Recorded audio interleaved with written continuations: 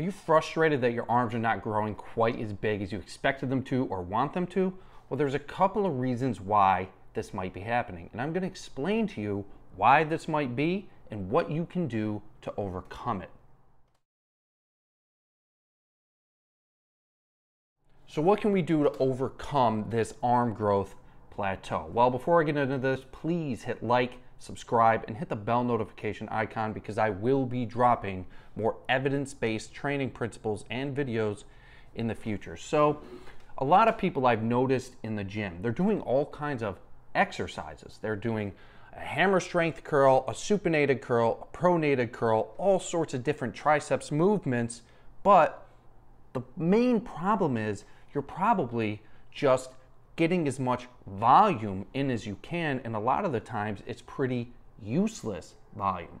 So a lot of people really have no idea what they're doing. So they're like, okay, my arms aren't growing. What am I going to do? I'm going to add more exercises, add more sets, add more reps. But here's the thing. If those reps are not intense enough in nature, if they are not significantly stressing the muscle, those repetitions, then extra volume and extra exercises is absolutely pointless. So what you really want to focus on is not adding more sets, adding more reps, adding more exercises. You want to focus on having those last 2, 3, 4 repetitions be extremely difficult.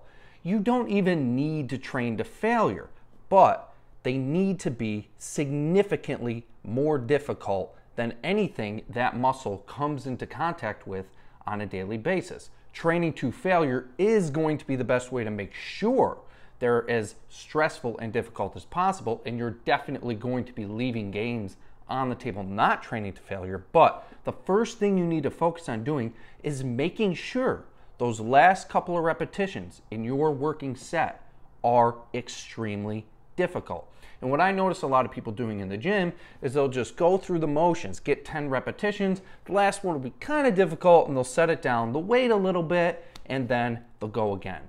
And that leads me to my next technique you can do to increase your arm growth. Superset. Stop taking breaks in between sets. Taking a break in between a set is absolutely pointless. All this is going to do is allow you to perform more weight with your next set, but the weight has absolutely nothing to do with it. The weight is merely a means of keeping track of your progress. The goal is to produce a significant amount of stress and fatigue in the muscle. So another technique you can use is much briefer break periods or no rest periods at all. Say, for instance, you want to do just an arm workout.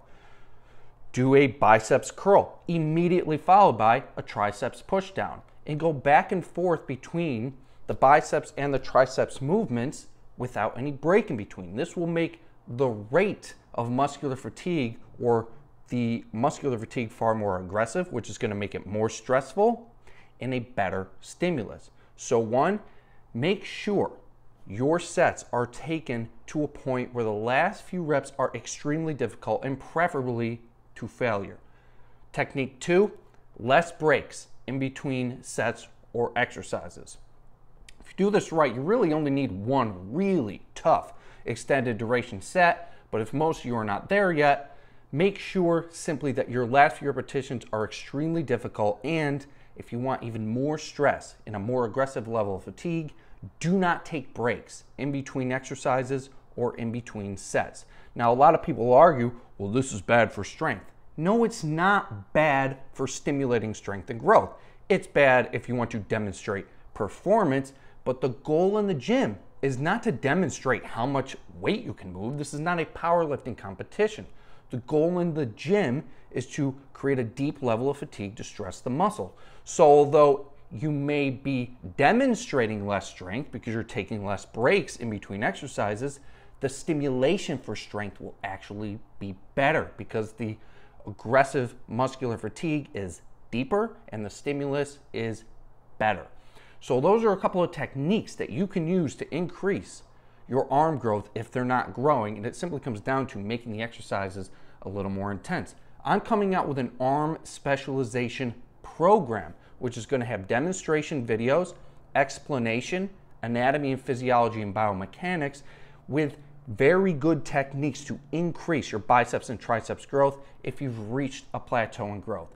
So if you want to be notified when that program is being dropped, hit like, subscribe, and hit that bell notification icon so you do not miss when I drop my arm specialization workout. And of course, follow me on Instagram, _J_Vincent for more videos and content on evidence-based training techniques for muscular size and strength.